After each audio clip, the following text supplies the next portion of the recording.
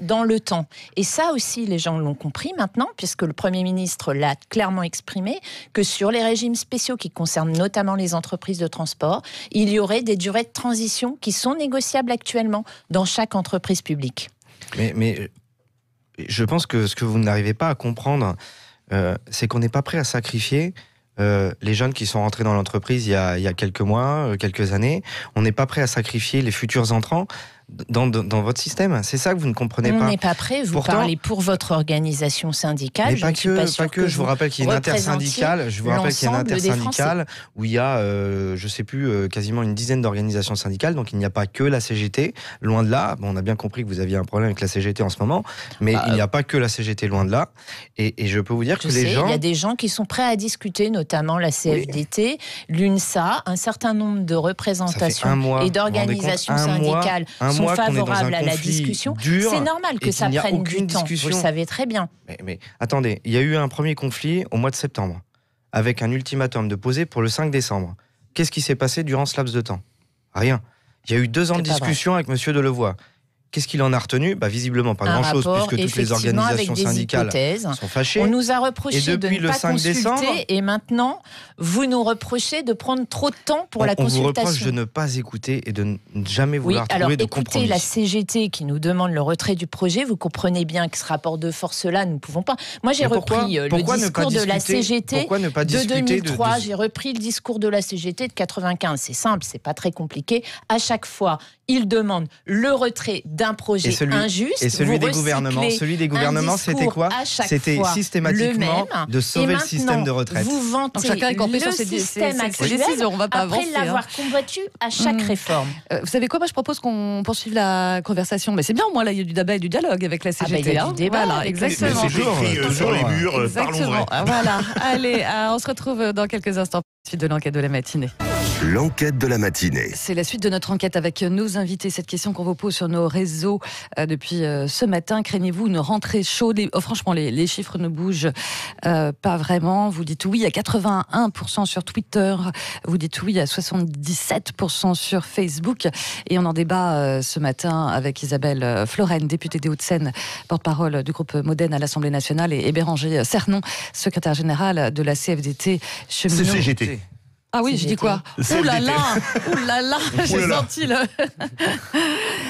Juste parlons un petit peu quand même des cagnottes de grève qui s'amenuisent aussi en ce moment, après un mois de grève, ce qui est forcément logique.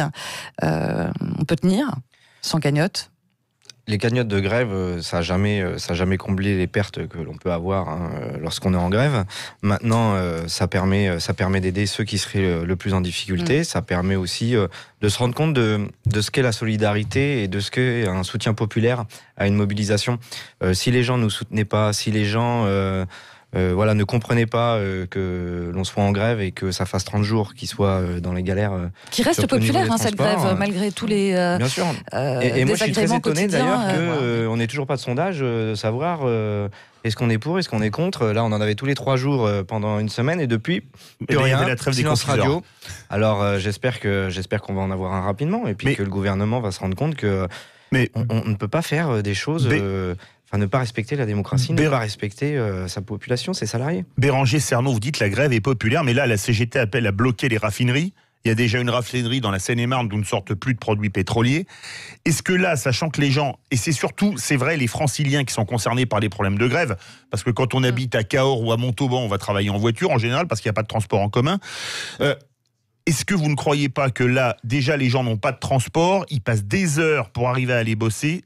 En plus, si vous leur coupez le carburant, là, la grève risque de devenir totalement impopulaire et ça risque d'être très contre-productif. Vous ne croyez pas? Vous savez, en 95, ils ont cru ça aussi.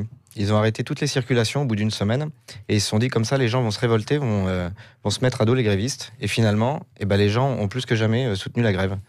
Et puis, je pense qu'ils ont bien conscience qu'aujourd'hui, il y a une véritable situation de blocage de la part du gouvernement, qui ne veut rien entendre, qui rentre systématiquement en conflit lors d'une réforme.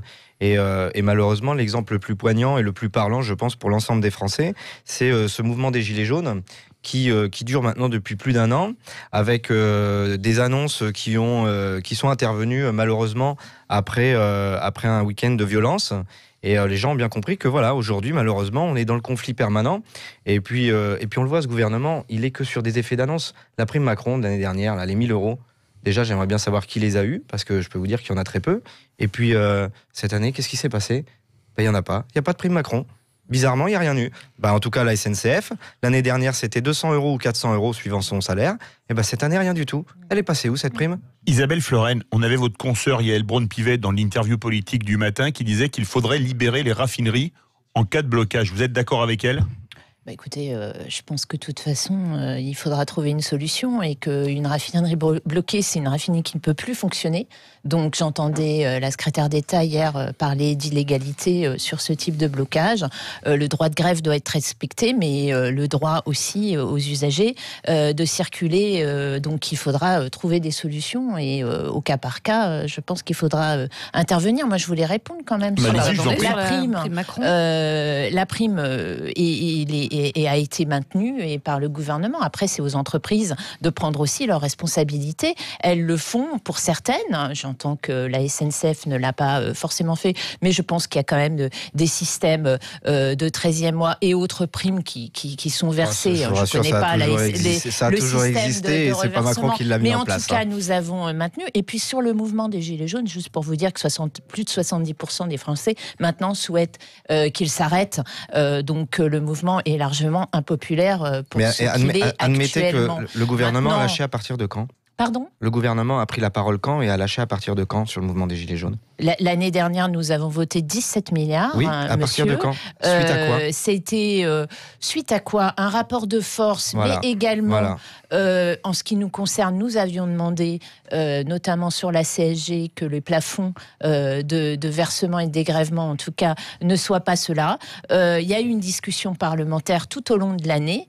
Et effectivement, le gouvernement a entendu, et ça a été heureux, un certain nombre de revendications qui, pour certaines, étaient déjà clairement exprimées par un certain nombre de groupes politiques à l'Assemblée nationale. On a un auditeur qui veut intervenir à ce sujet, c'est Frédéric qui nous appelle du Gard. Bonjour Frédéric. Oui, bonjour à tous, bonjour à toutes et à tous. Donc d'abord, je veux souhaiter à toutes un bon courage pour cette année, pas une bonne année parce que honnêtement, ça va être très compliqué, je pense. Mais bonne année quand même. Et du courage, oui. Oui, du courage, beaucoup de courage parce que donc, moi je suis du privé et je peux vous assurer que je vois ce réforme en tête, ça me fait peur, car je ne sais pas comment je finirai mes vieux jours. Car ce gouvernement, en fait, il instaure un pourrissement du conflit. Il n'y a aucune concertation. Ça fait 2 ans qu'ils parlent, mais entre eux. Les confédérations syndicales sont écoutées, mais dans un discours qui est sourd et qui n'est pas évolutif, alors qu'il y a des syndicats qui sont réformistes.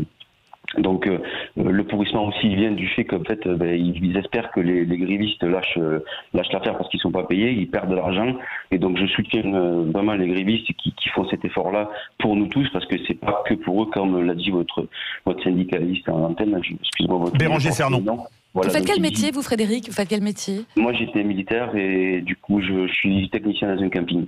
D'accord. Je suis maçon, je fais du jardinage, je fais un peu de tout, donc c'est un métier qui est assez pénible. Ouais. Donc pour la pénibilité d'ailleurs, donc c'est 4 points, vous savez, pour le BTP, il y a eu 4 points en moins pour le compte pénibilité, donc ça c'est une chose qui est pas acceptable aussi, puisque moi je dirais à ces ministres, à ces députés à 60 ans, venez faire un tour sur le chantier, on vous prend une semaine, et je peux vous assurer que vous allez comprendre ce que c'est d'être derrière une bétonnière ou derrière une brouette. Ensuite, pour la valeur du point aussi, la valeur du point, elle est complètement floue, donc elle n'est pas constitutionnalisée, donc on ne sait pas, elle peut baisser, elle pourra peut-être augmenter, mais ça je n'en crois pas un traître mot qu'il puisse augmenter. En plus, il y a le calcul du chômage. Le chômage ne sera plus comptabilisé dans le calcul de notre retraite. Donc moi qui suis CDD, je fais des contrats de 8 mois dans un camping, c'est l'hôtellerie de plein air. Donc c'est 2 mois, donc je suis inscrit dans les agences d'intérim. Ils me proposent que des CDD de 6 mois, parce que maintenant c'est comme ça, c'est plus des contrats de 1 semaine, ça ne rapporte pas, je ne sais pas comment ça fonctionne chez eux, mais on me propose toujours des CDD de 6 mois, et ça je peux pas les accepter parce que je reprends en fait mon contrat après dans l'hôtellerie de plein air. Et donc après là, après tout ça, je veux dire, on sait plus où on va, quoi. Donc le président, lors de ses vœux, il fait une parallèle à son ministre et il dit bon ben tiens, débrouille-toi avec ça, et trouve-moi une solution. Mais je pense qu'il ils tapent haut pour qu'en fait ils puissent quand même nous faire glisser certaines réformes qui les intéressent, quoi. En tout cas, merci beaucoup Frédéric pour votre témoignage. Et on reparlera là dans quelques instants justement de la question, bien sûr, de la pénibilité aussi dans la suite de la matinée. À tout de suite. L'enquête de la matinée. C'est la suite de l'enquête avec ces questions qu'on vous pose depuis toute la matinée. Craignez-vous une rentrée chaude? Vous qui nous écoutez sur nos réseaux, vous dites oui. Les chiffres ne bougent pas en fait. 80% sur Twitter et 77% sur Facebook. Et on poursuit cette conversation avec Isabelle Floren, députée des Hauts-de-Seine, porte-parole du groupe Modem à l'Assemblée nationale.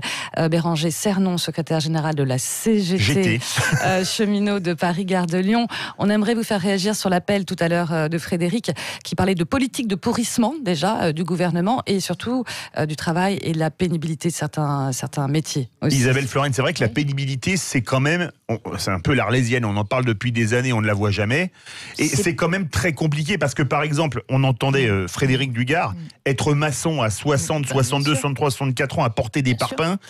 Non, mais c'est pas possible. Donc la pénibilité, ça va faire partie des sujets qui vont être remis en discussion à partir de mardi prochain, de ce que j'ai compris, avec la ministre du Travail, Muriel Pénicaud.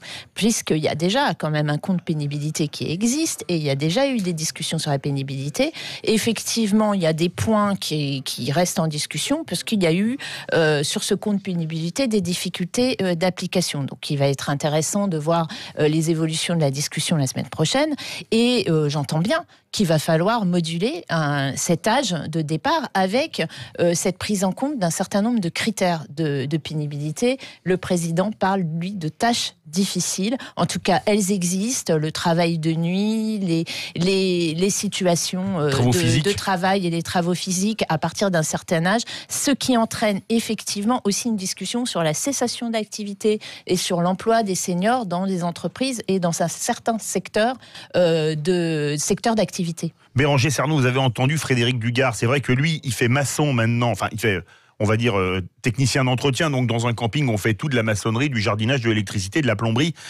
C'est vrai que quand vous entendez Frédéric, on se dit, les gens des régimes spéciaux, ils ont souvent des conditions de travail moins violentes que certaines personnes du privé, comme Frédéric, parce que qu'on soit pilote de ligne, parce qu'a priori on va négocier un truc pour les pilotes de ligne, cheminot, qu'on travaille à la RATP, c'est quand même moins violent, par exemple, que d'être sur un chantier où il fait 0 l'hiver et 30 l'été, voire 40 dans le Gard.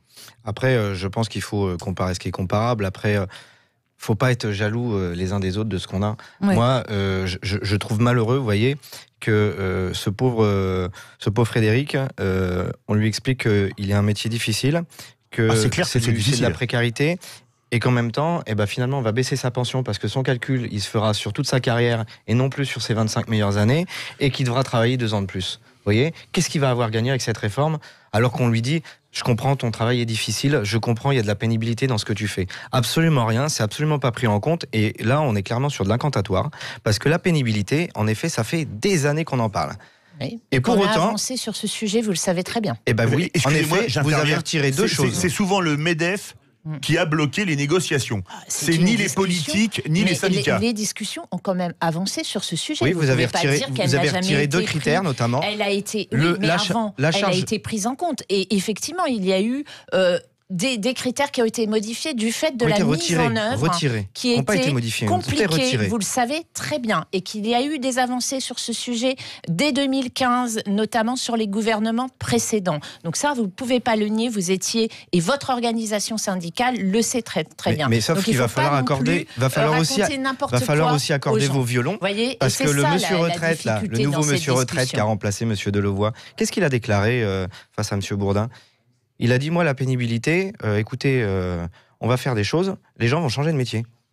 C'est la seule chose qu'il a dit. C'est les gens hors contexte. Vous savez très bien qu'il est important. Il nous explique qu'il va falloir changer de métier parce qu'en effet, on ne peut pas faire le même métier du début jusqu'à la fin de sa carrière. Vous ne pouvez pas être dans un métier pénible au-delà d'un certain âge. Et c'est ça la discussion qu'il faut avoir, c'est comment on gère les fins de carrière de certaines activités. Et on a déjà un problème de chômage. Comment voulez-vous qu'en plus on change de métier ? Des métiers pénibles. Vous savez très bien, les jeunes qui arrivent sur le marché du travail, vous savez combien de métiers ils vont en perspective pouvoir exercer dans leur future vie. 15 maintenant, c'est 15 métiers différents. Pourquoi ? Parce que vous avez développé le précariat.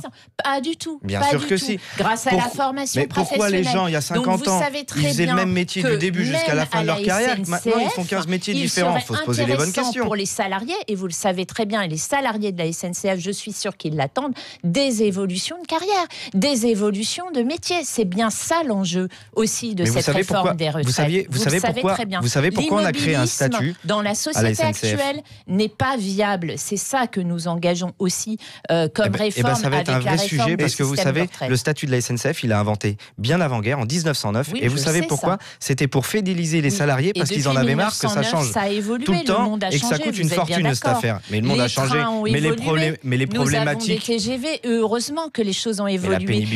La pénibilité, elle a évolué aussi. Vous pensez qu'on ne font plus le même métier depuis 50 ans. Mais on transporte des millions de voyageurs en plus. Oui, on fait des milliers de kilomètres en plus. Et bien ça, vous le prenez quand ? Mais se balancer, pardon. C'est quand même moins violent que quand on était en locomotive, envoyer des tonnes de charbon. Bien sûr, mais la tension n'était pas beaucoup baissé. La tension n'était pas la même, la fatigue n'était pas la même. Elle était plus violente à l'époque parce que maintenant il y a tellement d'électronique dans un TGV, etc., que c'était quand même moins violent que dans une loco à vapeur. Il faut que vous veniez faire un tour, vous allez voir. On va faire un Paris-Nice. Et vous allez arriver, vous allez être vidé. Mais dans une loco à vapeur, à mon avis, c'était pire, parce que c'était ouvert sur le froid. Il faisait pas Paris-Nice. Il faisait Paris-Toulouse. Mais c'est-à-dire, il se relayait. Oui, mais c'était quand même plus violent qu'aujourd'hui. Et puis je pense qu'entre-temps, on a fait ce qu'on appelle de la productivité et surtout des bénéfices. Et ça, on aimerait bien avoir un peu la couleur. Parce qu'on travaille toujours plus, on fait toujours plus d'efforts, toujours plus de productivité. Par contre, on recule sur l'âge de retraite, on baisse les pensions et les salaires. Ça fait 5 ans qu'ils sont gelés, notamment à la SNCF. Mais on peut prendre la fonction publique où ça fait 12 ans, etc., etc. À quoi vont ressembler ces négociations, sérieusement ? Parce que franchement, là, c'est quoi l'issue prochaine ? Ça doit reprendre la semaine prochaine, théoriquement. Non, mais sur ce même ton, parce que là, attendez, on avait, excusez-moi, ce que disait Frédéric Dugard, il dit, on a l'impression, nous, observateurs, citoyens, qu'on est dans un dialogue de sourds. Avec certaines organisations. C'est le cas là, c'est clair. Certaines Mon petit doigt me dit que vous visez la CGT. La CGT demande le retrait du projet. Le gouvernement et le président le dit clairement. Nous avançons sur ce projet. Donc effectivement, avec un certain nombre d'organisations syndicales qui s'installent dans des postures comme à chaque fois idéologiques de demande de retrait d'une réforme, c'est ce qui est le cas à chaque réforme. Et oui, parce que vos solutions ne sont pas les bonnes. Le dialogue implique que chacun fasse une part du chemin. Pourquoi vous ne voulez pas discuter des propositions de la CGT ? Ça nécessite... quand vous demandez le retrait d'un projet, c'est un dialogue de sourds. On demande le retrait et que l'on discute sur le système actuel pour l'améliorer et le pérenniser dans le temps. Que vous avez combattu à chaque fois. Donc, écoutez, bien sûr, puisque c'était que sur du paramétrique et qu'on savait pertinemment que ça allait sauver le système sur 5 ans, 10 ans, même pas. Un certain nombre d'autres organisations, je parle de la CFTC, de la CFDT, de l'UNSA notamment, souhaitent avancer. Nous discuterons et le gouvernement discutera avec ces organisations la semaine prochaine. J'entends les leaders syndicaux de ces organisations dire notamment qu'il y a eu des ouvertures sur un certain nombre de sujets, dont celui dont nous venons parler, de la pénibilité. Moi j'ai une petite question, juste une petite question. Si le 9 janvier, la grande manifestation, il y a plus de monde dans les rues et que les sondages montrent que l'opinion publique soutient massivement les grévistes, vous allez faire quoi ? Vous savez, avec Dessy, on fait beaucoup de choses. Moi, je vais voir imaginons, la réalité. Vous passez en force ? Tout ce que nous voulons. Juste, vous passez en force ou pas ? Nous verrons bien. Les discussions auront reprise. Je souhaite, moi, pour ma part, que sur notamment la question de l'âge d'équilibre, sur cette question de modulation, notamment en fonction d'un certain nombre de critères, je l'ai redit, et notamment en fonction de la pénibilité, nous puissions trouver avec les organisations qui le souhaitent un compromis. Moi, je rebondis sur cette question-là, parce qu'on sait très bien que ce n'est pas la rue qui gouverne, mais en même temps, on ne peut pas gouverner contre la rue non plus, non ? Oui, on verra bien ce que dit la rue. Ça fait un petit bout de temps déjà que la rue, elle s'exprime. Oui, ça fait un petit bout de temps. Et il y a aussi, je vous dis par ailleurs, un certain nombre de syndicats de salariés qui souhaitent progresser dans cette discussion. Donc nous travaillerons avec eux et le gouvernement travaillera avec eux la semaine prochaine. Isabelle Floren, est-ce qu'il n'y a quand même pas eu un problème de pédagogie du gouvernement ? Parce que maintenant, c'est les avocats qui ne sont pas d'accord, c'est toutes les professions libérales qui se mettent en action depuis aujourd'hui, c'est les cheminots, la RATP. Est-ce qu'il n'y a pas eu quand même un déficit d'explication ? Comme le disait justement Frédéric Dugard, on ne comprend rien, on ne sait pas où on va. Non, mais je vous le disais dès le départ. D'ailleurs, on avait Jean-Claude Mailly, excusez-moi, il y a quelques jours, qui est l'ancien patron de FO, qui a été pendant 14 ans patron de FO, qui disait, pour faire le bilan de l'année 2019 et les perspectives 2020 en termes sociaux, qui disait, je le cite, que cette réforme n'était pas préparée. Et Jean-Claude Mailly, on peut dire que c'est un sage.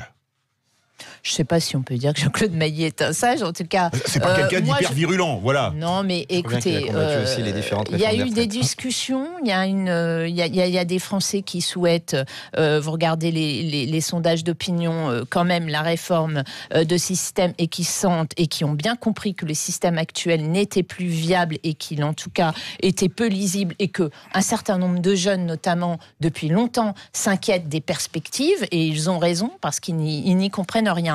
Donc nous avons travaillé sur la base du rapport de Jean-Paul Delevoye, fruit d'une écoute et d'une consultation notamment citoyenne. Donc maintenant nous arrivons dans l'achèvement du processus, c'est-à-dire dans la présentation d'un projet de loi. Donc que tout était parfait, non, je ne peux pas vous le dire, puisqu'effectivement, un conflit n'est jamais un bon résultat. Maintenant, on sait très bien qu'un certain nombre, je le disais, d'organisations sont dans des postures politiques, idéologiques de blocage qui vont au-delà même de la réforme des retraites. On le sait très bien.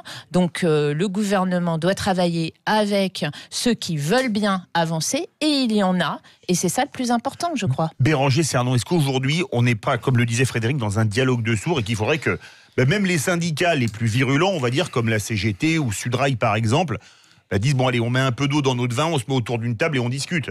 Mais je pense que des discussions, il y en a, et il y en a toujours eu. C'est pas parce que on est dans un conflit dur qu'il y en a pas. Maintenant, oui, en effet, on est sur un vrai conflit, dans un vrai bras de fer, dans le sens où on est sur un choix de société. Voilà, quel système de retraite on veut aujourd'hui ? Est-ce qu'on veut conserver un système de retraite par répartition à prestations définies ? Ou est-ce qu'on veut un système de retraite par points ? Par répartition, on est bien d'accord. Pour le moment. Oui, je suis contente de vous l'entendre dire. Moment, ça reste par répartition. À prestation non définie. Non, parce que c'est ça la question aujourd'hui qui est posée. La valeur du point, elle sera indexée sur le salaire. Vous le savez très bien. On ne peut pas dire le contraire. Vu la vitesse à laquelle ils augmentent, on est mal. Et c'est pour répondre à Frédéric Dugard qui s'inquiétait de la valeur du point. Je trouve que c'est pas honnête et je trouve ça un peu méprisant de dire les gens ne comprennent rien. Les jeunes actuellement, vous le savez. Ils sont pas idiots. Je pense que si on leur explique les choses, ils comprennent très vite les choses et ils comprennent bien un truc tout bête. Quand on calcule sur les 25 meilleures années, que quand on calcule sur toute la carrière, forcément on va perdre. Ça, je pense que c'est à la portée de n'importe qui. Et le minimum contributif garanti à 1 000 €, vous croyez que notamment les agriculteurs ne sont pas favorables ? Vous en êtes fiers ? C'est en dessous du seuil de pauvreté. C'est en dessous du seuil de pauvreté. Et donc il y a besoin de changer le système. Oui, il y a besoin de changer le système pour pouvoir faire ça. Vous avez interrogé les artisans, et la preuve, c'est que une loi de 2003, vous imposez à le faire et vous avez refusé de l'appliquer. Et puis si 1 000 € on peut se satisfaire de ça, moi je suis désolé, c'est en dessous du seuil de pauvreté. Mais malheureusement, c'est mieux que 400 €. Malheureusement que chez les agriculteurs, il y a des gens à 500 €. Ce n'est pas suffisant. Et le problème des agriculteurs, je vais vous dire, le problème des agriculteurs, c'est le problème de la rémunération qu'ils ont au début. C'est-à-dire aucune garantie. Et notamment les indépendants qui sont tout à fait favorables au système de retraite, quand vous lisez les commentaires, ils vont pouvoir avoir ce minimum contributif qui leur garantira une retraite au minimum de 1 000 €. Sur la pédagogie, c'est la dernière question que je voulais poser à tous les deux. Je pense que les gens ont très bien compris ce qui se passé. Vous savez, le bilan de M. Macron et de ses ministres, c'est quoi ? C'est le doublement du CICE, c'est la suppression de l'ISF, c'est la baisse de l'APL, c'est la casse du Code du travail. Je pense qu'après ça, les gens ont bien compris où c'est qu'on allait et qu'on n'allait sûrement pas sortir du jour au lendemain une réforme qui allait vers le progrès social, mais bien vers la régression. Il nous reste 2 minutes, en 1 minute chacun. Béranger Cernon, comment sortir de cette crise ? Mais je pense que le gouvernement doit prendre ses responsabilités, doit se rendre compte que il s'est trompé. Les Français, finalement, la retraite par points, ils en veulent pas. Et voilà, des fois, il faut savoir faire preuve de courage. Et des fois, faire preuve de courage, c'est savoir dire non. Savoir dire non. Savoir dire je me suis trompé. Et oui, je retire mon projet, on se remet autour de la table, on discute, et je pense que tout le monde sera gagnant, et tout le monde sera content. On ne peut pas dire que la CGT soit trop gourmande, j'avais dit vous avez 1 minute, il a pris 20 secondes. Donc vous avez 1 minute 40. Non. Comment sortir de cette crise, Isabelle Floren ?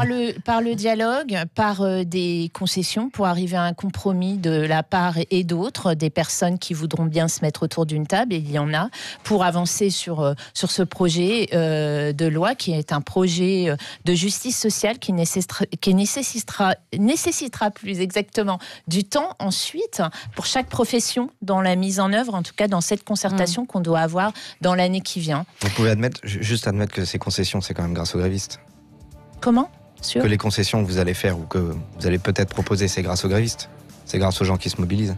Je ne sais pas. En tout cas, la discussion, elle était entamée. C'est pas. Je verrai et on verra. Je vous l'ai dit sur l'âge pivot, en tout cas sur l'âge d'équilibre.